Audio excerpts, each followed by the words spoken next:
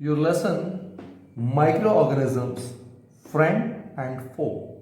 Microorganisms आपके friend हैं या foe मतलब enemies हैं. You have seen several kinds of plants and animals. However, there are other living organisms around us which we normally cannot see.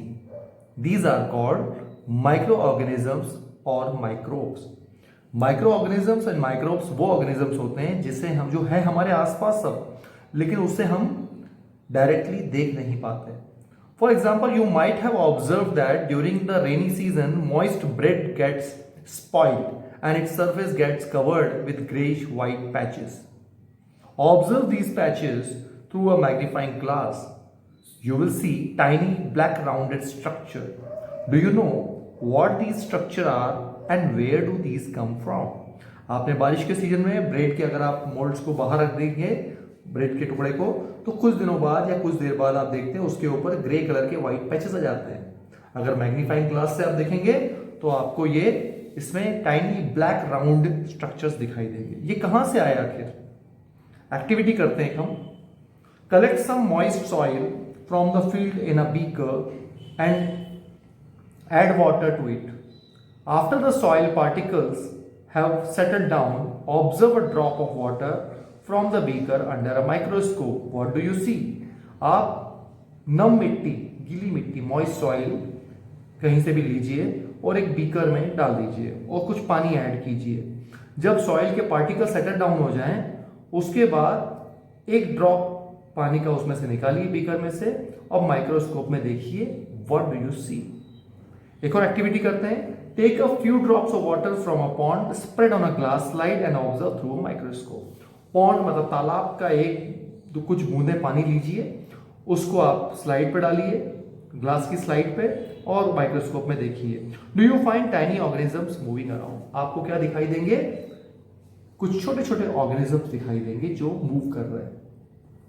These observations show that water and soil are full of tiny organisms, though not all of them fall into the category of microbes.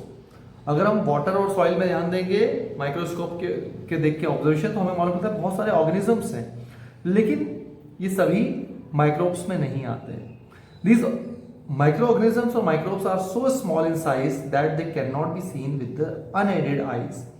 ये इतने छोटे होते हैं कि इसको हम बिना किसी सहायता के आंखों से नहीं देख सकते. Some of these, such as the fungus that grows on bread, can be seen with a magnifying glass. Others cannot be seen without the help of a microscope. कुछ को तो आप मैग्नीफाइंग ग्लास से देखते हो, जैसे हमने ब्रेड के ऊपर फंगस देखी, लेकिन कई माइक्रोब्स ऐसे होते हैं जिसको माइक्रोस्कोप के अलावा देखना मुश्किल है. That is why these are called microorganisms or microbes. Microorganisms are classified into four major groups.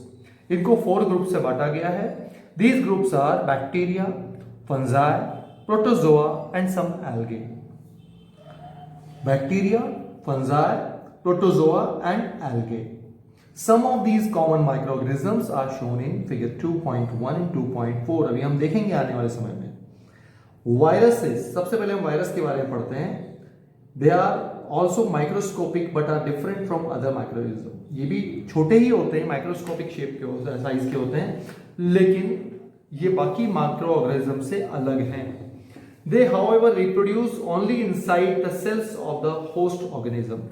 जो वायरस होते हैं वो इंडिपेंडेंट रिप्रोड्यूस नहीं होते. रिप्रोड्यूस होना मतलब नए वायरस पैदा होना. ये किसी होस्ट ऑर्गेनिज्म में जाते हैं, किसी की बॉडी में जाते हैं, वहीं पर ये नए नए रिप्रोड्यूस होते हैं. वो प्लांट में जा सकते हैं, बैक्टीरिया में जा सकते हैं, एनिमल में, कहीं भी. Some of the viruses are shown in figure 2.5. इसको भी हम देखेंगे. Common elements like cold, influenza जिसको फ्लू कहते हैं, and most coughs are caused by viruses. जो सर्दी खांसी होती है, फ्लू होती है, बुखार होता है, ये सब वायरस के कारण होता है. Serial disease like polio and chickenpox are also caused by virus. Polio और चिकन पॉक्स भी वायरस के द्वारा ही फैली हुई डिजीजेस है. Diseases like dysentery and malaria are caused by protozoans, whereas typhoid and tuberculosis, TB जिसको कहते हैं आप, are bacterial diseases. जो डिसेंट्री होती है, दस्ते, मलेरिया होता है, ये प्रोटोजोआ फैमिली से होता है, और टाइफॉइड एंड ट्यूबरकुलोसिस, TB, ये बैक्टीरियल डिजीज है. You have learned about some of these organisms in class 6 and 7.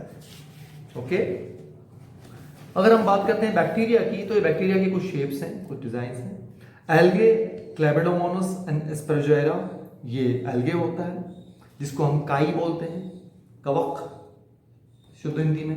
Protozoa, amoeba, paramecium, Euglena, अलग अलग प्रोटोजोआस होते हैं.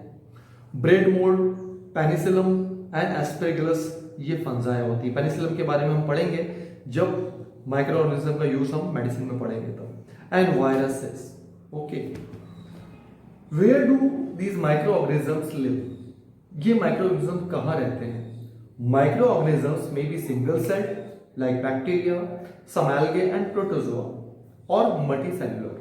माइक्रो ऑर्गेनिज्म सिंगल सेल भी हो सकते हैं लाइक अमेबा सिंगल सेल होता है, ठीक है, लेकिन कई जो है मल्टी सेलुलर, ज्यादा सेल्स के भी होते हैं. Such as many algae and fungi. They live in all types of environment.